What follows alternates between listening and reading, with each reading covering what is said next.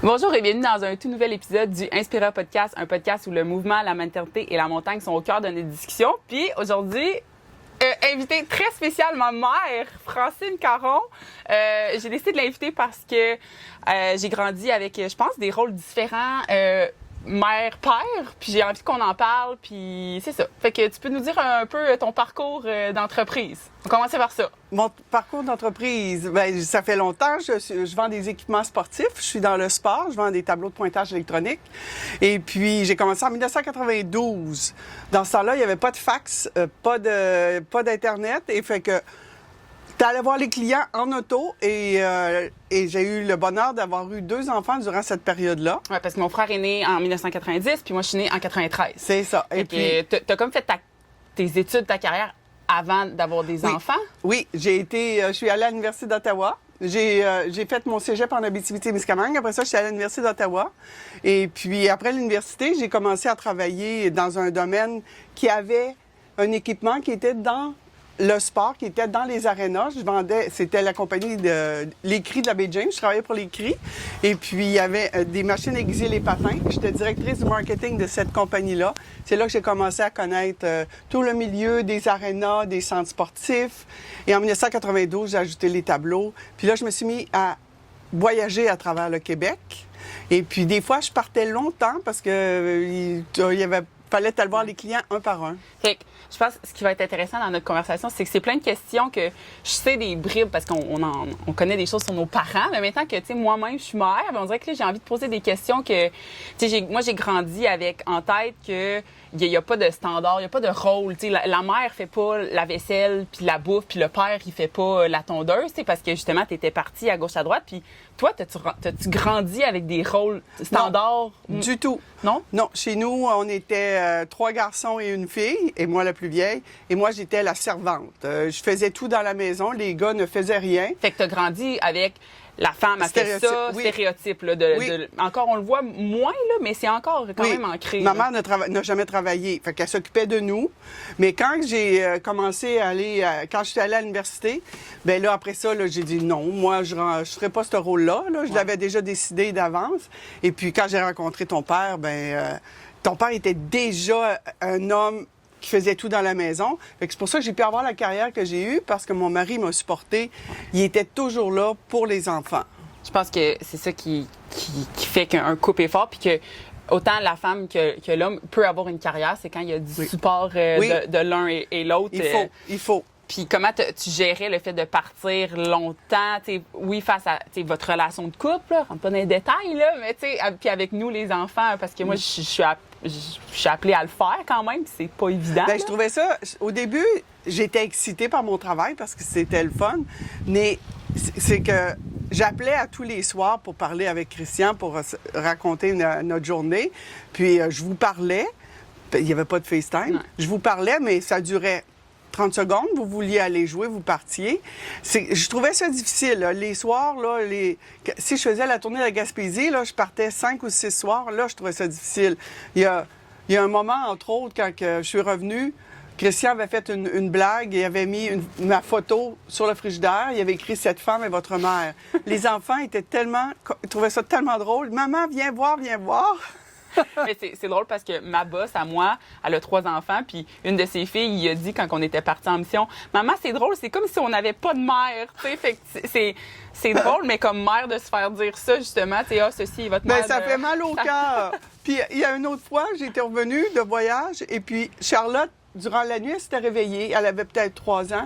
Elle avait dit, « Papa, papa. » Moi, j'étais là, je venais d'arriver, mais elle ne m'avait pas vue. Fait que là, ça m'avait fait mal au cœur, mais ça m'a rassurée parce que ça me dit, regarde, ils sont bien avec leur père. Oui, je pense que c'est une de mes amies, Marie, m'avait dit ça, tu sais, savoir que nos enfants sont bien avec leur père ou avec l'autre parent, puis qu'ils n'ont pas besoin de nous, entre guillemets. Ça fait mal sur notre cœur de parent, mais c'est rassurant, tu sais, ici, on manque de rien, parce que le nombre... T'en as sûrement côtoyé quand tu grandissais, là, que c'est toute la femme qui fait, puis le père n'est pas capable de s'occuper de grandes choses. Mais ça fait du bien aussi, en tant que femme, d'avoir ce support-là, puis aussi, ça te permet de progresser dans ta carrière, puis d'être bien, là, aussi, là, puis d'être heureux dans ce que tu fais. Parce que si t'as pas ça, tu seras pas heureuse dans ton travail. Non, l'équilibre travail-famille, je pense que Ouais, c'est ouais, pas ouais, capable. C'était ouais. quoi ton plus gros défi? On va y aller dans les années, mettons, tu sais, jusqu'à qu'on rentre au secondaire, là, fait que, tu sais, jusqu'à temps les Ben, 15 premières années. Là. Ben, jusqu'à avant vous rentriez au secondaire, c'était de comment vous pouviez pas rester tout seul. Ouais. Le Christian, il avait son travail, il pouvait finir plus tôt, mais ça c'était un tracas. Rendu au secondaire, ben, vous étiez parti toute la journée, Ouais. ça allait. Ah, c'est ça. Mon père, ton conjoint, papa, il a aussi eu à faire des sacrifices de Oui. sa carrière. C'était-tu quelque chose que vous discutiez? Oui, oui. Lui, il disait à son patron, il dit, ben là, je peux pas rester plus tard. Francine est sur la route. Puis les gens, ils comprenaient, là. Tu sais, ses patrons, ils ont toujours, il y a toujours eu des bons patrons, là. Tu sais, fait que ça. Mais je serais curieuse de. Tu sais, ils devaient comprendre, mais encore aujourd'hui, souvent, spécialement dans l'armée, les boss, ils s'attendent que leur blonde va s'en occuper des enfants. Ouais. Fait que, tu sais, là, l'inverse, dans les années 90, ça devait parfois être. Ben, au début, ça devait être. C'est très atypique. Oui, oui, là. oui, oui, oui. Puis moi, j'étais la seule représentante, la compagnie que je représente, c'est Nevco. J'étais la seule représentante en Amérique du Nord.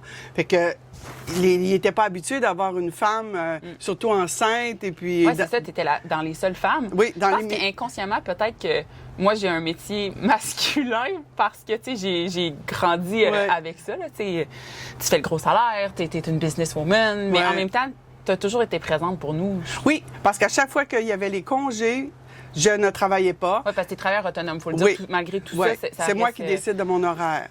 Ouais. Fait que là, quand il n'y avait pas d'école, la semaine de relâche, je travaillais pas. Tu venais aux activités scolaires, là, parents accompagnateurs, tu étais tout le temps là. Tout le temps là. Durant l'été, je prenais plus longtemps de congé. Mais à un moment donné, les fax sont arrivés. Ouais. Fait que là, on faisait du camping. Fait que je pouvais travailler du camping, la même chose. Tu allais à la boîte téléphonique. À puis, boîte téléphonique avec mon pad. Et puis... Tu prenais des notes. Ouais. Puis comment tu as réussi à équilibrer, tu sais, on va parler un petit peu de... Tu as toujours été active, là. Papa puis toi, vous êtes des gens Oui. en forme. Est-ce que tu penses qu'il y a des moments, la maternité a pris plus de place, la carrière, que l'entraînement ou, tu sais, l'activité physique? Oui, c'est sûr qu'il y a eu le travail, la maternité. Je peux dire qu'avant de tomber enceinte, j'étais... Tu sais, je suis une joueuse de basket. J'ai joué au basket jusqu'à l'université. J'ai eu un creux, mais j'ai eu les enfants. Puis là, c'est après que j'ai recommencer à m'entraîner. Okay. Mais c'était des cours d'aérobie là, avec des steps. Là, Ouais. dans les années 93, 94, c'était ça. Fait que j'ai commencé à faire ça. Et puis, ça a toujours été des petits cours comme ça d'entraînement. Puis peut-être, tu avais 14-15 ans.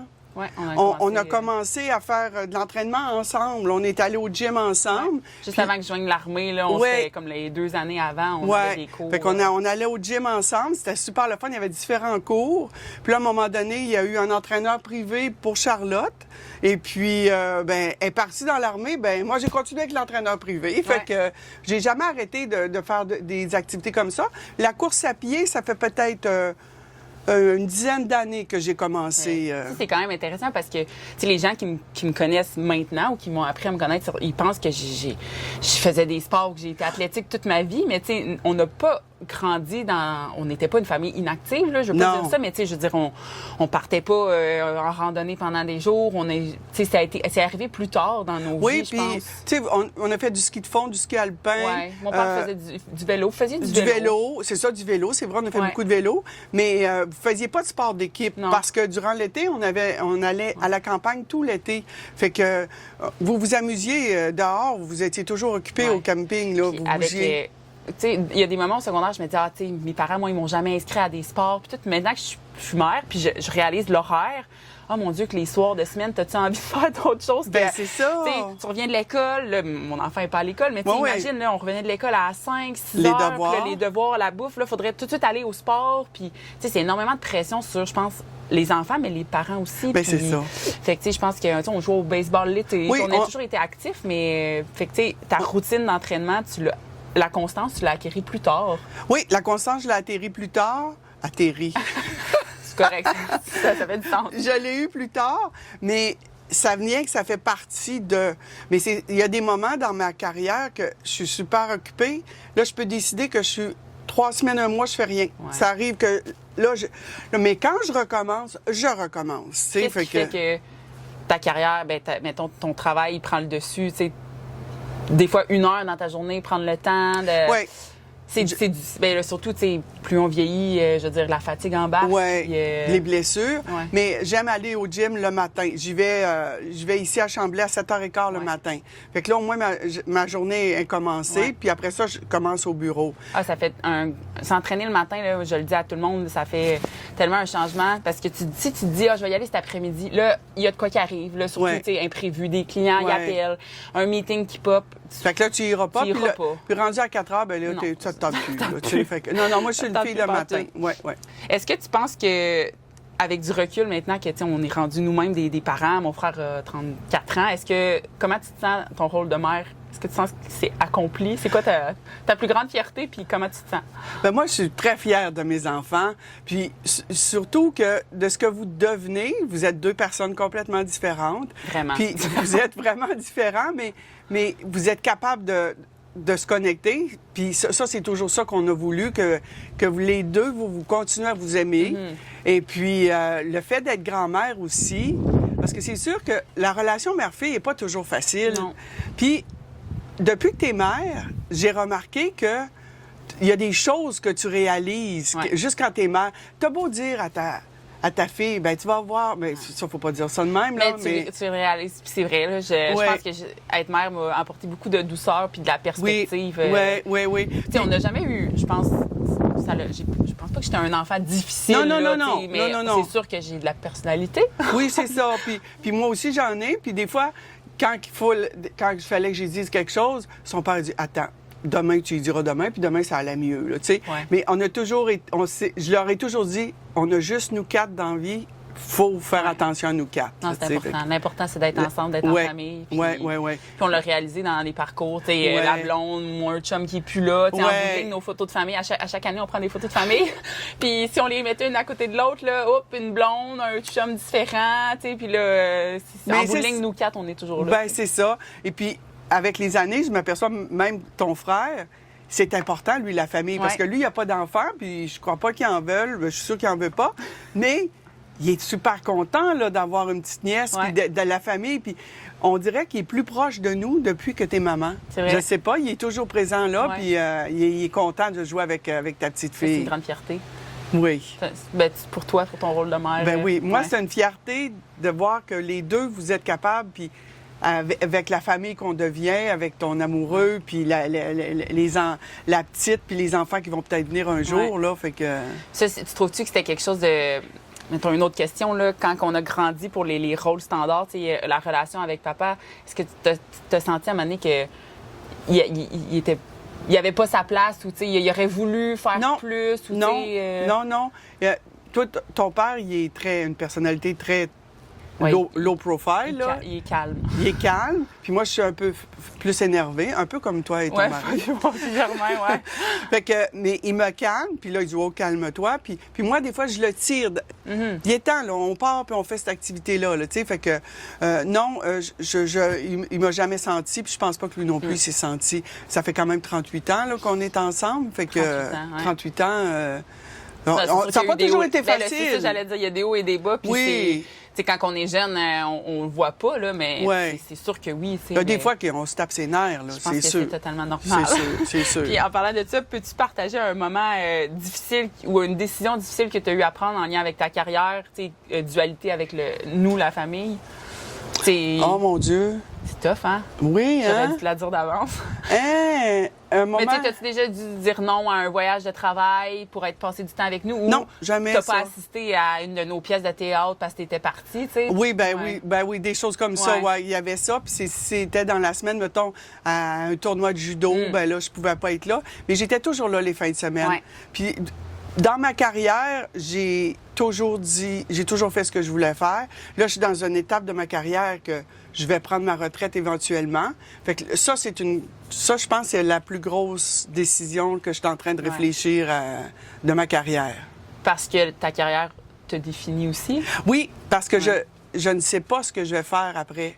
Ouais. Fait que tant que je ne saurai pas, je vais continuer à réfléchir à ça. Fait que tu prends pas ta retraite tout de suite, là. Ben c'est ça. Il faudrait que je prenne ma retraite parce que mon mari est à retraite. Fait que je sens que des fois, lui, il trouve ça. plus long vu que moi, je travaille. Moi, j'ai du plaisir. Je suis dans le loisir, fait que j'ai du plaisir à travailler.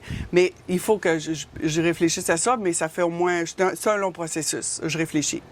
C'est pas évident, surtout que souvent, quand on sait pas c'est quoi la prochaine étape, mais des fois, il faut faire le saut pour qu'il y ait d'autres trucs qui sautent. Vous parlez la semaine passée, ça fait 31 ans que vous aviez le même camping. Si vous n'aviez pas le camping, qu'est-ce que vous feriez? T'sais? C'est ça. Mais peut-être qu'il y a des opportunités de un chalet aux îles de la Madeleine, venir passer du temps à Québec pendant des plus longues périodes de temps. Mais c'est ça, des fois...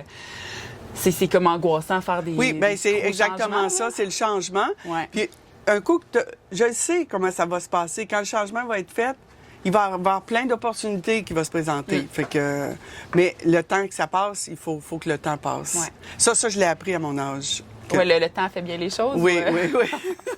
J'ai envie qu'on parle de culpabilité maternelle parce que je ne sais pas si c'est un terme que toi, tu as évolué en tant que mère avec. As-tu déjà entendu parler de la culpabilité maternelle? Moi, je me suis jamais sentie coupable. Ben, parce que ma génération, là, c'est un terme, là, il y a des ateliers pour contrer la culpabilité maternelle. Okay.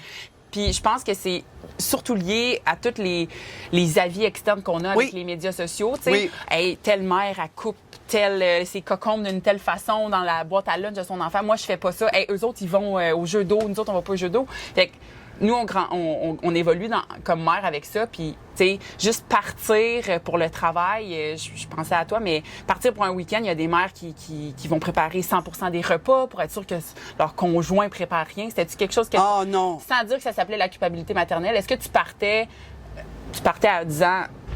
He got this, là, il est correct? Ah, oui, ça c'était correct, mais... J'ai toujours une fille qui aimait garder le contrôle. Ouais.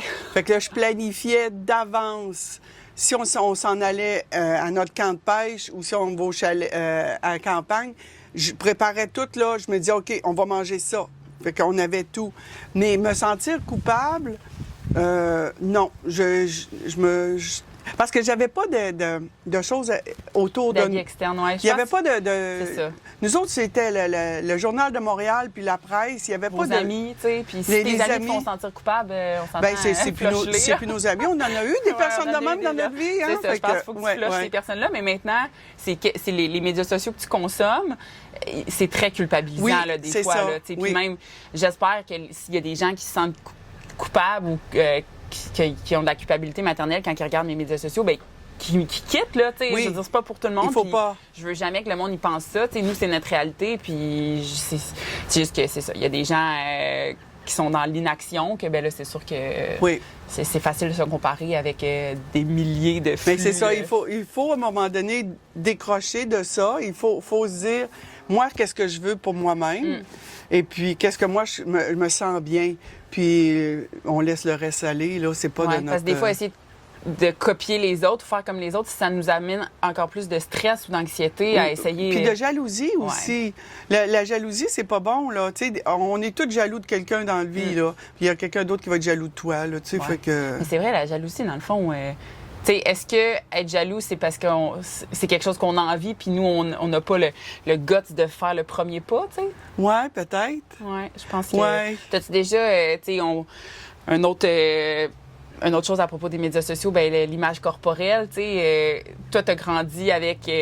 Moi, j'ai grandi à être grande. Oui, c'est vrai, on est grande, hein? On est grande, hein, tu sais, fait que j'ai toujours été grande, je venais de l'Abitibi, le monde n'était pas grand, fait que là, tu te faisais toujours dire « Hey, t'es grande, toi? » Puis on était toutes grands. Fait que ça m'a complexée énormément.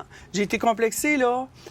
j'ai jamais eu d'amoureux, c'était des amis, là, mais j'ai jamais eu d'amoureux jusqu'à mes 18, 20 ans.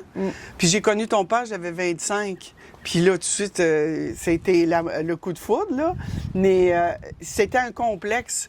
Les gars, dans notre temps, dans les années 70, ils venaient nous inviter à danser, mais quand je me levais, ben là, on va jaser, OK? Oui, je pense qu'il y avait beaucoup plus d'insécurité masculine. Il y en a encore beaucoup, là. Tu sais, l'homme, c'est le plus grand, c'est le plus fort. Puis, ben, c'est ça. En région, ça devait être... Ben, il n'y avait pas de grands gars, là, tu sais. C'était mes frères puis mes cousins, tu sais. Fait que... Mais la complexe... Puis après ça, plus tard, tu sais, comme quand t'es devenue mère... Après... Ben là, c'est sûr que après que t'as accouché, ben là, il y a une bébite. Après que t'as accouché, ben là, je vais-tu perdre mon ventre puis mes fesses puis tout ça. Mais c'est là que, là, tu te mets à rencontrer du monde, puis là, je suis partie dans un gym avec des amis qu'on est encore amis aujourd'hui. Est-ce que tu dirais que tu t'entraînes pour apparence physique ou bien-être mental? Je m'entraîne pour être en santé parce que je veux vieillir en santé. Ouais. À l'âge que je suis rendue, je veux vieillir en santé, puis le bien-être que ça fait après, là, quand tu sors du gym, là, puis que je suis la plus vieille dans les cours de gym que je vais. Fière, là. Puis je pense qu'il y a de quoi être fière, là. Tu sais, t'as 60... 63. Non, 64. T'as eu 64 ans, c'est ça. Tu sais, c'est pas tout le monde qui s'entraîne à 64 ans. Puis c'est pas tout le monde qui s'entraîne à 64 ans qui ont commencé quand t'avais peut-être 30 ans, tu sais. Moi, je dis que j'ai commencé à m'entraîner à peut-être sérieusement 40 ans. Oui, c'est vrai, quand j'étais plus... Puis courir 50 ans. Ouais. Fait que c'est ça. Avant... C'était des cours d'aérobie, là, tu sais. C'est bouger quand même. Oui, je bougeais. Du vélo, mais... Oui, il y a le vélo, c'est vrai. Je pense que l'entraînement, le motivateur initial de s'entraîner devrait être, qu'est-ce que tu viens de dire, le bien-être. Puis là, tu le vois, là, suivre Zoé qui veut juste courir partout. C'est ça. Puis les prochains enfants, puis rajouter de la qualité de vie à tes années. Parce que vieillir, c'est indéniable. Là, je le sais. Mais j'ai beau dire que je trouve ça difficile de vieillir, mais je me trouve chanceuse de vieillir, mais je trouve ça difficile parce que je suis là. Tu sais, j'ai des amis qui sont plus là parce qu'ils sont décédés plus jeunes à cause de maladies, tu sais, ou d'accidents. Tu le vois-tu comme est-ce que les choix de vie que tu fais au quotidien ont un impact sur... Ben oui. Puis juste comment tu décides de manger, prendre un verre, puis pas en prendre. Tu sais, depuis à peu près 1 an, on a intégré les petits drinks... sans alcool. Les petits drinks sans alcool. Bien, l'après-midi, au lieu de prendre du vin, ben je prends ça, puis je prends mon verre de vin juste en mangeant, là, tu sais, fait que... C'est ça. Moi, ça fait 2 ans et demi que je bois pas, puis souvent, j'en parle, il n'y a aucun aspect positif, mais si tu es capable d'en faire un moment agréable, puis d'en prendre pour les bonnes raisons, ça fait toute la différence, parce qu'on est dans une société qui se questionne pas sur l'alcool. On questionne les gens qui en prennent pas, tu sais. Mais après ça, si c'est intentionnel, il y en a pas de problème. Il y a eu une pause qui a été difficile, c'est durant le COVID.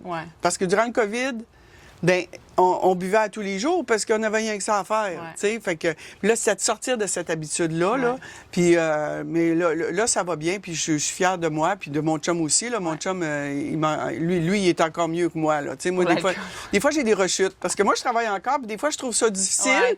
Fait que là, après ma grosse journée, je dis, là, je vais prendre un verre de vin. Tu sais, des fois, l'entraînement, vous allez prendre des marches, puis tout. C'est super actif. Moi, je suis vraiment fière de mes parents. Oui. Puis, c'est pour ça que je t'ai invitée sur le podcast. Parce que je pense que j'ai envie que le podcast, de garder des souvenirs de personnes intéressantes de ma vie, tu sais. Puis, comme je disais au début, je pense que la personne que je suis puis la mère, ben ça t'as un impact là-dessus, là.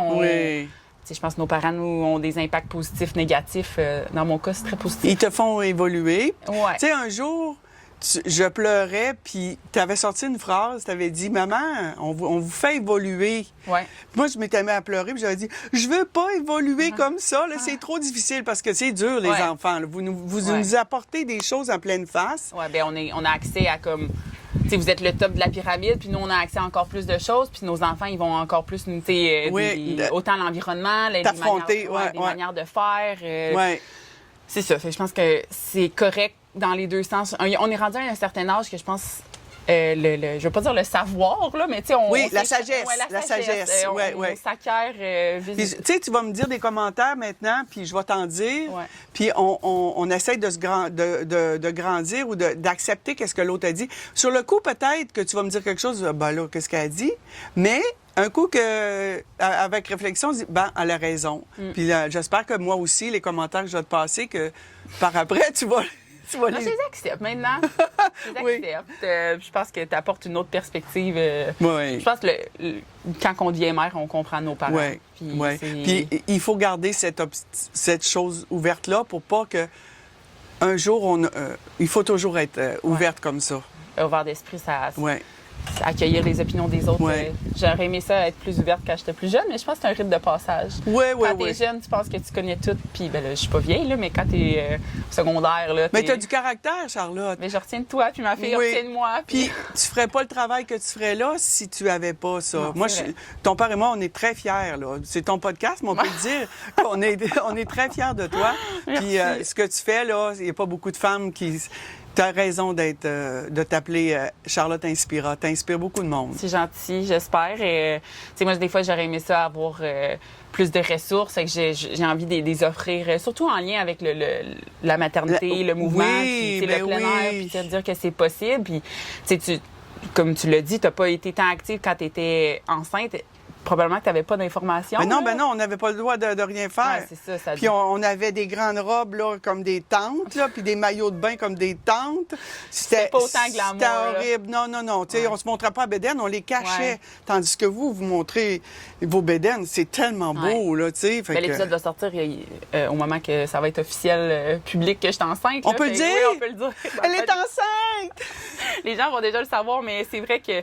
Puis même juste ma première grossesse comparée à ma deuxième, je me sens beaucoup plus confiante. Même si à ma première grossesse, j'avais toutes les informations face à l'entraînement enceinte. Là, je sais que si je suis un peu essoufflée quand je cours, tout est correct. Là, tout est correct. Fait que de faire confiance à son corps. Fait que le fait de le partager avec d'autres gens, ça, c'est quand même que tu aides une personne, c'est déjà ça dans la vie. Je suis vraiment contente. C'est pour ça que c'est ma mission. J'ai envie qu'on termine avec, c'est quoi ton plus grand apprentissage de mère puis professionnel? L'apprentissage de mère, bien, c'était de faire mes choix par moi-même sans avoir à consulter ma mère ou ma tante ou de dire j'ai raison. L'instinct maternel. L'instinct maternel, si ça me dit qu'on le fait pas, on le fait pas. Mais des fois, j'ai fait des affaires puis j'aurais dû pas le faire. Toutes sortes de choses. Je pense que son instinct de parent, c'est le bon. Des fois, là, si tu te mets à douter, là, toujours retourner à son premier instinct. Vas-y pas, si tu veux, s'il faut aller là, non, ça me tente pas. Puis apprendre à dire non aussi. Parce que quand on est jeune, on dit oui à tout ce qui se présente à nous. Il faut apprendre à dire non, puis prendre du moment, puis rester chez nous en famille. Ça fait du bien. Pour l'entreprise, c'est que quand j'ai commencé, on n'avait pas d'argent. On était vraiment là, j'avais pas de salaire, j'étais juste à commission.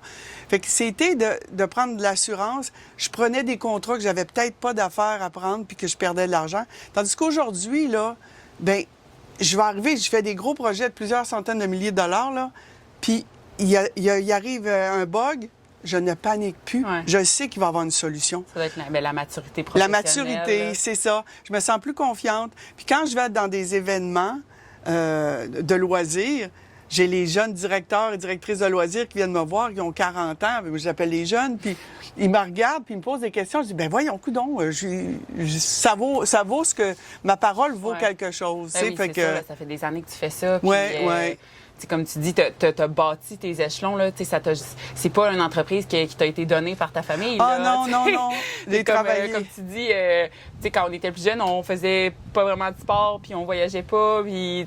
parce qu'on mettait l'argent ailleurs. Là, ben oui, puis il n'avait pas beaucoup d'argent. Le premier voyage qu'on a fait, tu avais 18 ans, 16 ans. Vous avez priorisé, on avait toujours de quoi manger. On n'a jamais rien manqué. Puis, on allait à l'école privée. À l'école privée. Ça, c'était notre priorité. Là. Vous étiez en première, deuxième année, puis on avait dit, vous irez pas à l'école secondaire publique, vous allez aller au privé. Mais ça, c'était notre choix à nous. Là. Mais puis vous avez jamais ostiné... Non. Non, comme je dis, on n'a jamais rien manqué. Puis ça, c'est un talent de parent. Je pense que même quand il y en a plein des familles qui ça va pas bien qui n'ont pas d'argent en ce moment, puis je pense que les enfants, ils le remarqueront jamais. Jamais. Nous autres non plus, on n'avait jamais pas d'argent quand on était jeunes. Je m'en suis rendu compte quand on avait du papier de toilette rugueux. Oh mon Dieu! Mon Dieu, c'est que son père, qui était très économe, avait acheté du papier de toilette en spécial. Puis Charlotte, elle pensait que... On est-tu rendu pauvre, maman? Mais non, je pense que c'est ça. Comme je disais, c'est un talent de parent. On le remarquera pas, on manquera jamais de rien. Notre priorité, c'était toujours de quoi manger. Puis on allait à l'école privée. Oui, on avait pris un choix depuis que vous étiez jeune d'aller au collège privé. Parce que moi, je faisais tourner de beaucoup d'écoles, puis je trouvais que c'était important. Et puis, vous avez été heureux au collège. Vous avez eu une belle éducation. Puis, regarde aujourd'hui comment vous êtes rendus. Puis l'été, on avait nos amis de camping. On allait au camping tous les étés. Pour nous, c'était ça de la richesse. Là. Oui. Parce que la famille, c'est très important. Mais aussi d'avoir un réseau autour, là. Ça me vient à ma dernière question. Ça serait quoi le conseil que tu aimerais donner aux futures nouvelles mères qui ont peur pour la conciliation travail-famille? C'est quoi les trucs, mettons? Bien, c'est sûr d'avoir un conjoint qui t'aide, puis de faire une équipe ensemble, puis jamais se dire l'un puis l'autre, non, on fait pas ça. On fait équipe ensemble. Mais aussi, si tu es tout seul, parce qu'il y a beaucoup de mamans qui sont tout seuls, c'est d'avoir un réseau d'amis ou une voisine ou d'avoir quelqu'un d'important pour pas être tout seul, pour pouvoir... faut demander de l'aide. Moi, j'avais pas de famille proche, puis j'avais une amie qui était comme ma mère, mais... Quand j'avais envie de ventiler, je me rendais chez elle et puis j'avais beaucoup de... Je lui contais mes affaires, puis elle connaissait rien de ma vie, de ma business, mais elle m'écoutait. C'est ça qui est important. On dit, ça prend un village pour élever un enfant, mais des fois, comme ça, c'est tellement facile à dire. Puis le village, on l'a pas parce que nos familles sont loin. Ou de bâtir son village, c'est aussi correct. Oui. Puis, mais pas, c'est ça, d'avoir un réseau pour être capable de penser à soi aussi. Rajouter un petit peu de chaleur. La chaleur à notre vie familiale, que des fois, c'est tough être un parent. Là. Oui, pas facile. Surtout le jeune âge. Ils disent petits-enfants, petits problèmes. Là, chaque étape est difficile, là, mais c'est sûr quand on est plus vieux, c'est différent. Mais non, c'est pas différent. Ça n'arrête jamais d'être parent. Non, même encore aujourd'hui. Tu t'inquiètes pour... Je m'inquiète. Comment ça qu'il répond pas à mon courriel, à mon Messenger? Comment ça que j'ai pas de nouvelles? On s'en fait tout le temps pour vous autres. Mais on a confiance comment vous êtes rendus des grands adultes. Mais Mais merci, honnêtement. Super. Je suis vraiment contente d'avoir une discussion avec ma mère dans un format officiel. Oh, je t'aime. Je suis fière de toi. Merci. C'était le fun. Merci. Puis en tout cas, merci d'avoir écouté. Si vous écoutez sur YouTube, n'oubliez pas de vous abonner, de commenter. Puis si vous écoutez sur les autres plateformes, plus podcast, même chose, un review de 5 étoiles fait une superbe différence. Bonne journée. Salut. Bye.